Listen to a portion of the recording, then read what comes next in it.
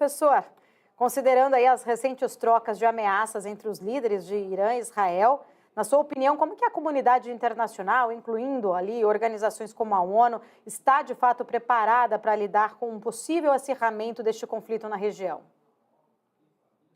É a única coisa que a gente não precisa que aconteça nesse momento, não é, Paula? Porque nós sabemos que qualquer movimentação nesse processo todo tem uma implicação direta, por exemplo, sobre o preço do petróleo, sobre a economia global, gerando a recessão. E a única coisa que a gente não precisa, justamente nessa situação, é que a coisa piore ou que ela desande, porque nós sabemos o enorme impacto que isso tem. O mundo ainda está enfrentando os resultados da pandemia da Covid-19.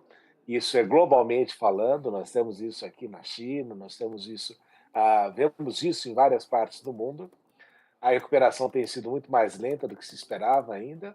A outra coisa é que você teve a guerra na Ucrânia, que tem empobrecido a Europa na questão econômica mesmo, quando a gente começa a olhar o preço da energia e a situação europeia depois da guerra na Ucrânia. E essa situação no Oriente Médio, que já vem se arrastando aí há mais de meio ano, Uhum. só tende a agravar ainda mais a situação. Então, o que a gente nota, infelizmente, Paulo, é que o poder das Nações Unidas, esse poder é extremamente reduzido, até porque os jogadores principais não querem que as Nações Unidas exerçam aí qualquer tipo de pressão além daquilo que está mais ou menos prescrito. Nós vemos aí quanto tempo demorou para se obter uma resolução com relação ao cessar-fogo na questão de Israel, a questão do veto sendo utilizada pelos Estados Unidos, então, pela China e depois também pela própria Rússia. Então, nós observamos que o mundo está meio de mãos atadas e a única coisa que a gente pode esperar é que os Uhum. líderes destes dois lugares não tenham aí a ambição de transformar isso num conflito ainda maior. Porque nós sabemos que Israel é um país nuclearmente armado, nós sabemos que o Irã tem um programa de nuclearização já faz tempo, nós não sabemos de fato, efetivamente, em que pé isso está. E a única coisa que a gente não quer é este conflito ali se transformando num grande Armagedon. Uhum. Professor, inclusive, né, levando em conta o papel dos Estados Unidos como aliado de Israel, o histórico dessas tensões de Estados Unidos com o Irã, né, como é que essa atual, olhando, né, para este papel, né, atual ali dos Estados Unidos, como essa dinâmica poderia, ou como o país de fato, poderia se posicionar neste cenário, caso venha ali ter essa intensificação aí desses conflitos, do conflito entre esses dois países, quais poderiam ser estratégias diplomáticas, também militares, que possam vir a ser adotadas pelos Estados Unidos? Os Estados Unidos, Paula, perdeu a mão na região já faz tempo, não é? A não ser ali pelo relacionamento comercial que tem com a Arábia Saudita, nós não podemos esquecer que Osama Bin Laden era saudita e muita gente também dentro da Arábia Saudita se opõe ali à questão da forma como os Estados Unidos tratam a região, mas a grande presença dos Estados Unidos na região se dá justamente por meio do Estado de Israel. E isso tira ali dos Estados Unidos qualquer possibilidade de uma relevância maior, particularmente ao lidar com o mundo árabe. E na questão do Irã nem se fala, né? Se você pensar que desde a crise do Irã em 1979 os Estados Unidos não têm relações diplomáticas com o Irã, isso não facilita nada a situação e nós vimos aí também o Irã sendo colocado no eixo do mal do George Bush, e nós vemos aí uma série de movimentações nesse sentido. O fato é de que a situação estava evoluindo com os acordos abraâmicos que o Donald Trump começou a implementar, e também ali com uma participação importante da China na aproximação da Arábia Saudita com o Irã, que fazia com que a gente conseguisse respirar um pouco mais tranquilo com relação à situação política da região. Agora, os Estados Unidos não têm aí capacidade de diretamente conseguir realizar aí uma função de bons ofícios ou de resolver a situação, justamente porque é parte interessada, e nós vemos também, né, na questão do cessar-fogo em Israel, que até mesmo sobre um parceiro de primeira hora como Israel, o próprio Joe Biden não tem tido aí a influência que esperava ter com relação à ação de Netanyahu. Nós não sabemos também aquilo que é político e aquilo que é verdade, né? Porque por um lado diz que quer fornecer ajuda humanitária e quer construir um porto temporariamente, e por outro lado continua enviando armamentos nesse processo todo. Então, via diplomática, aí os Estados Unidos não têm aí uma preponderância sobre a região.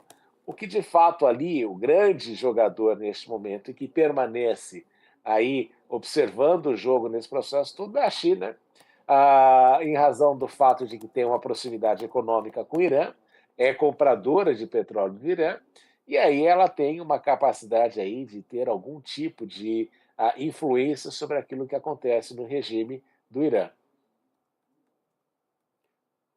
Professor Marcos Vinícius, é um prazer falar com o senhor também.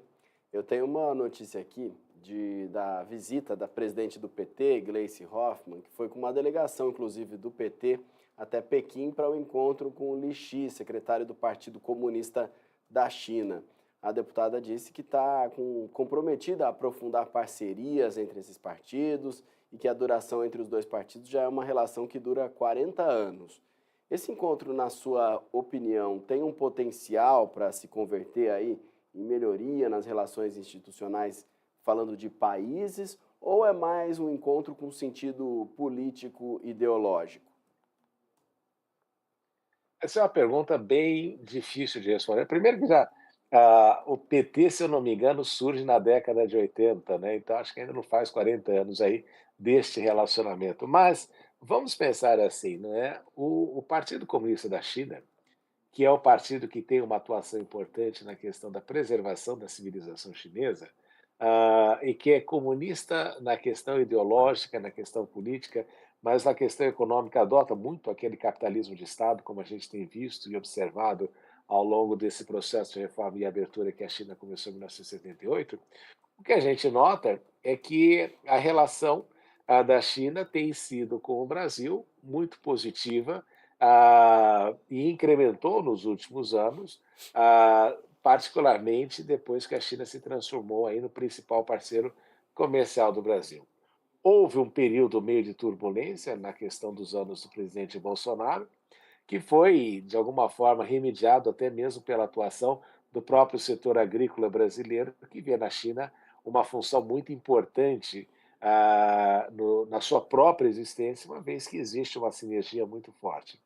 Agora, o Partido Comunista Chinês ele é extremamente importante porque ele é o que dá a estrutura do governo chinês, não é? Então, o Partido Comunista tem um papel muito importante na formatação de políticas públicas, de interesses de longo prazo da China e serve mais ou menos até como uma escola de governo, de treinamento para novas lideranças políticas. Então, o partido é muito importante. Agora, no meu ponto de vista, humilde que seja nessa situação, eu acho que a agenda que você tem, a política do Partido dos Trabalhadores, não tem nada a ver com a agenda política do Partido Comunista da China. Até porque, se você olhar na questão da cultura woke, da questão daquilo que você vem observando na atuação da esquerda no Brasil, a agenda da esquerda brasileira tem muito mais a ver com aquilo que acontece na Europa ou nos Estados Unidos e muito pouco com aquilo que acontece na China, por exemplo. Então, se for para o PT aprender a construir obras de infraestrutura, planejamento de longo prazo com relação ao bem-estar da população, até pode ser algo positivo, mas não vejo que será aquela questão política, até porque aquilo que a China e o seu próprio Partido Comunista acreditam me parece muito díspare, muito distante daquilo que é a agenda ideológica do Partido dos Trabalhadores e outros partidos de esquerda no Brasil.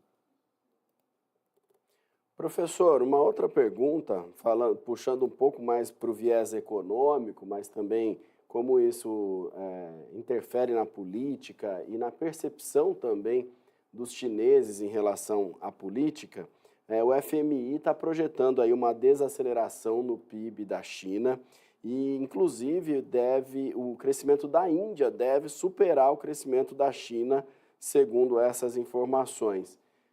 Só para retomar a pergunta, então a gente está falando sobre essa expectativa de crescimento da economia, né, do PIB do FMI. Então, uma certa desaceleração na China, inclusive a Índia passando a China, mas um crescimento, ainda um crescimento, né, de 4,6% em 2024 e em 2028 deve ser de 3,4%. Esse relatório também elenca fatores para esse arrefecimento, como ainda a crise no setor imobiliário na China e a queda nas exportações. Isso parece algo distante por aí, isso ainda parece algo só de números, só de dados estatísticos, ou o senhor acredita que isso já pode ser percebido no dia a dia? Se existe também alguma movimentação governamental para impedir que isso aconteça ou diminuir os danos do que isso possa acontecer na China? Veja só, né? E aqui é um aspecto importante.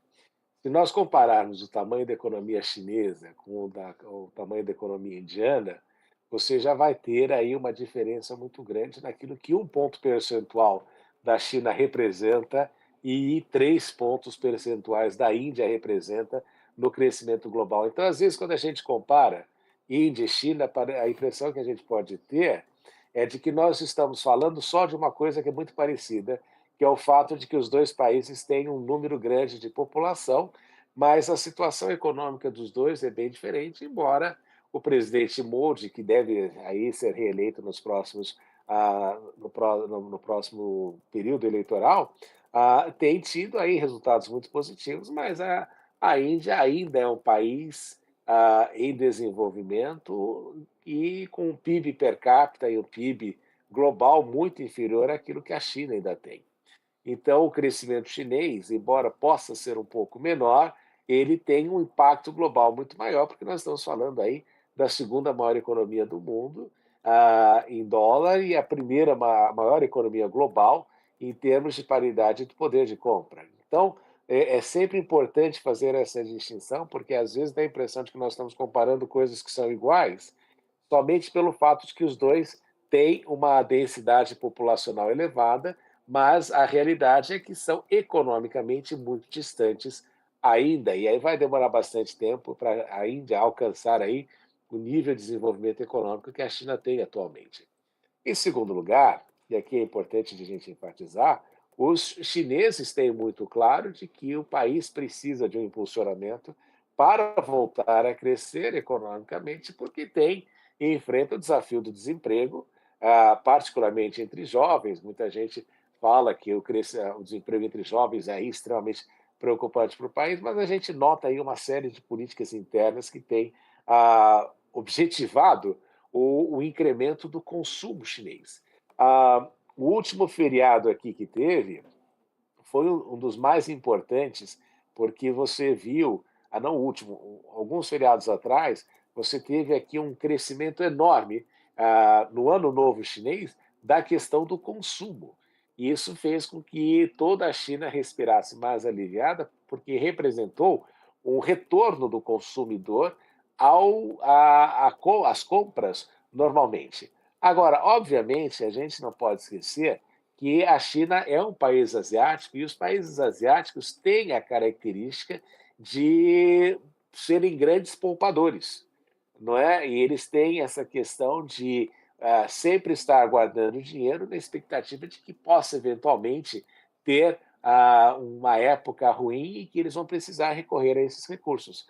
Agora, a China está preocupada com o seu crescimento econômico, a desaceleração é uma realidade que aconteceu. Eles estão questionando bastante o modelo econômico que foi adotado, porque foi uma economia voltada aí na pauta a uma economia liderada pelo processo de exportação e hoje busca aí incrementar o seu comércio doméstico, e é uma preocupação para os chineses neste processo em fazer isso, mas entende também que não está distante e nem pode estar diferente, muito diferente daquilo que acontece no mundo. Mas ainda assim, né, se você lembrar na semana passada, a Janet Yellen dos Estados Unidos estava preocupada com o retorno da China em pleno vapor, porque justamente os países não estariam preparados para a elevada produtividade chinesa.